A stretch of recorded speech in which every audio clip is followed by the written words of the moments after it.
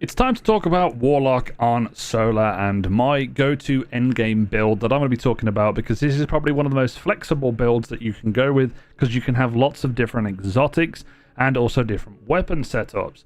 I have purposely built this in a way that is that flexible so you can move between things, and I'm going to go through a lot of them in the video.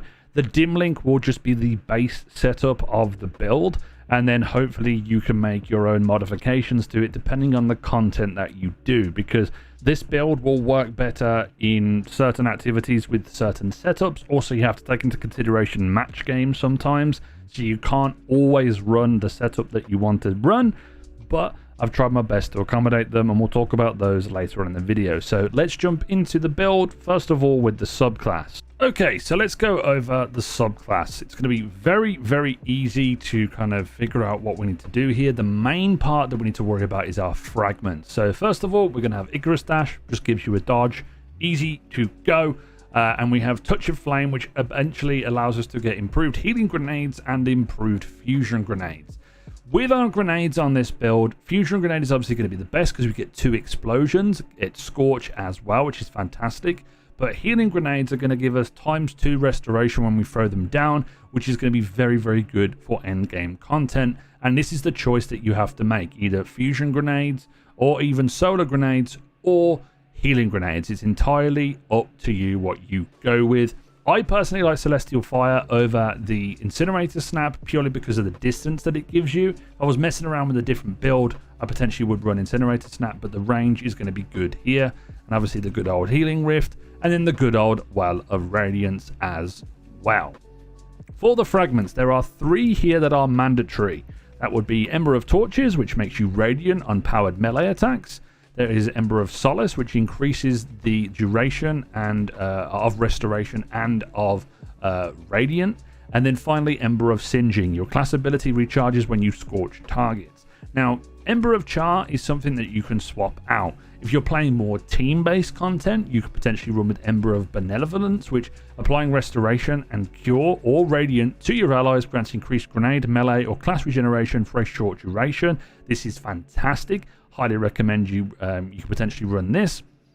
Or you could also run Ember of Empyrean, so the weapon or ability final blows extend the duration of your restoration and radiant if you're running a solar weapon, but that is entirely up to you. I would recommend if you're playing more solo and you're using your fusion grenades, then potentially you want to go with this because you won't have the effect of Ember of Benevolence, and things aren't really going to die that quickly when you run higher level content with solar weapons, especially with them having more damage. You're going to be doing a lot more damage with like Galahorn or special weapons that aren't really affinities. But that's going to be the subclass, and that's what I would recommend. The 4th one is obviously swappable. These 3 are mandatory. Before we go over the mods in the build, let's just talk about weapon setups, because this is going to be important for endgame content, and it doesn't really matter what the mods that you have set up. They won't really have as good synergies if certain content is in play. So for example, I would highly recommend getting something that's a distance, i.e. with incandescent on it. The Callus Mini Tool is obviously great. You can get it on the Amit AR2, which I've nearly leveled up to get the enhanced version of it. Ogma PR6 is just a good overall solar weapon that you're going to want to have here. And then also the Battler, and also I'm trying to remember the name of it. Any of the specials that can, hit with fire are great. And then obviously you want to swap out this dependent on if you are doing an activity that has match game. I tend to go for the Vouchsafe or any of the other scout rifles. You can swap it out for something arc related. Obviously, it then decreases the ability for the build to have synergy, but that's the risk reward that you have to take, and that's the unfortunate problem that we have with match game. I'm running Galahorn here. You can run a different rocket. You can run Cataclysm if you want as well. Something that is solar purely because of the mods that we will be running. And then in our main slot, you can either run Arbalist, which is just going to be able to be great for barriers, but also, Heritage, which is going to be good, or any shotguns that you can use for Unstoppables. But that's what I would recommend with the weapons. The synergy does break down, so be mindful of that when you are using this in endgame, because match game does kind of mess with a lot of builds and doesn't make them as powerful. So let's quickly run through the mods, because the exotics are going to be where the majority of this build kind of changes and dependent on your playstyle.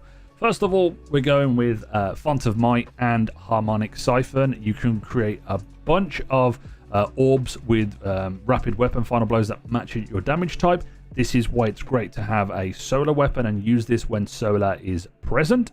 We also have Elemental Ordnance. Obviously, we will swap these out depending on our specific activity, whether we need champions or not. And then I'd highly recommend swapping that out for Impact Induction when you aren't using them. So I'll make sure I have that on in the dim link below. Elemental Ordnance is going to be something that you either have or you either run Elemental Armaments with solar weapons, purely because that's going to be the way that you make Elemental Wells. On our chest piece, we're running Explosive Well Maker. This one's if you are going to be making rapid explosion kills. This also procs, I think, off the fusion grenade as well.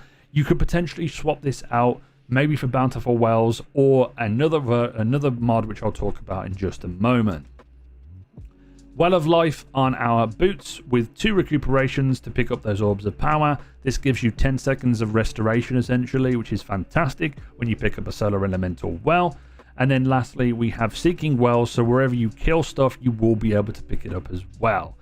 The reason why I've left this open is you can have double outreach here, but the other setup that you can run is you keep Well of Life, Ordnance, and Font of Might, and instead of Seeking Wells, you run Taking Charge, and instead of Explosive Well Maker, you run High Energy Fire. Now, yes, the Well of Radiance will override the High Energy Fire's damage bonus, but if you don't have a Well of Radiance and you're charged with Light, that's a free 20% damage buff. And if you also get Font of Might active, that's an extra 25% on top of that. So you'll absolutely start shredding stuff. But I'll make sure to leave a note on that in the description down below of the things that you can change, or just mark this in the video for something that you want later. But let's go through the exotic. The reason this build is so flexible is because of the amount of exotics that you can use with it. You just swap out all the mods and get the increased effects depending on what you need.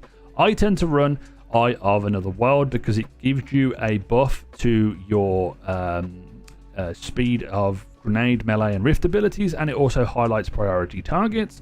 That is just going to be fantastic for just an all-round passive ability regen. You could also swap out this, and if you're playing and you need the team-based activities to work, you can run Aeon Soul, which will be able to get you your heavy weapon stuff for GMs, which I know a lot of people run.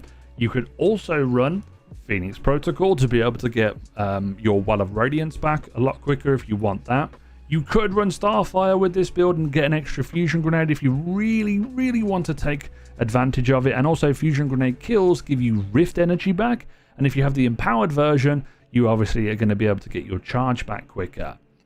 One final exotic that I will recommend for team-based play is Boots of the Assembler. When you stand in a healing rift, it creates Noble Seekers that will go to your allies and heal them if they're not in a rift. Standing in an empowering rift obviously also creates a damage bonus for you, but this is fantastic, and it also does work with Lumina as well.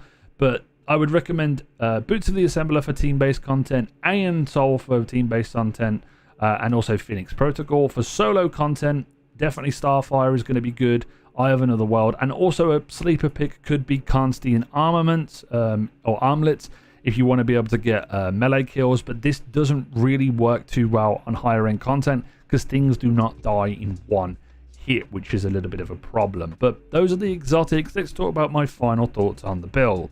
Okay, so there's the build. A lot of information to take in. Ultimately, this isn't going to be a build that is like this unkillable machine because we don't have classy restoration. So the risk reward of this build is either you take the healing grenade or you take a regular grenade, and all you do is you swap out your elemental ordnance for your elemental armament. I'm not saying this is going to be a fantastic build for every single piece of content. The synergy of the build kind of breaks down a little bit when you are using different weapons for different activities. Arbalest is going to be fantastic to be able to keep the synergy with your solar weapons, but sometimes if there's shields that aren't solar, you're probably not going to want to run this build. So in some nightfalls where there is no solar shields, or there isn't enemies that are going to die quickly to solar, then you're probably going to want to go for an arc or a void build. But this one is going to be pretty good as an overall support endgame focused build where you can help out your teammates. Solo content wise, it is going to be very much down to you and the types of weapons you run, the damage that you're going to be able to put out. I prefer to run my damaging grenades when I'm running solo, because at the end of the day, I'm not using my healing grenades. I'm kind of losing that little bit of damage at the cost of survivability, unless I'm doing something stupidly hard, like maybe a master dungeon. I'm trying to solo flawless it, or I'm trying to solo flawless anything, then the healing grenades are going to be very, very helpful. A lot of healing on the solo class, obviously, and that is where I think this is the strongest. So it's not going to be this crazy, amazing build that will make you tank everything in the game, because I don't think we're going to get back to the point that we had with Classy Restoration and how good that was last season. So hopefully this will be pretty good all the way through until Lightfall. If there's any other mods and stuff, I'll probably recommend them, and I'll probably do a future update to this build potentially. But let me know down in the comment section if you enjoyed this build and what you would change, what you would have to suit your playstyle. But as always, if you've enjoyed this video, please make sure you hit a like on it, subscribe if you're new, and turn on the notification bell. As always, go and check the links in the description for the Season 18 playlist, and also the dim link, and also my socials there if you want to go and continue the conversation. And as always, this has been It's Jimbo, and I'll see you guys next time.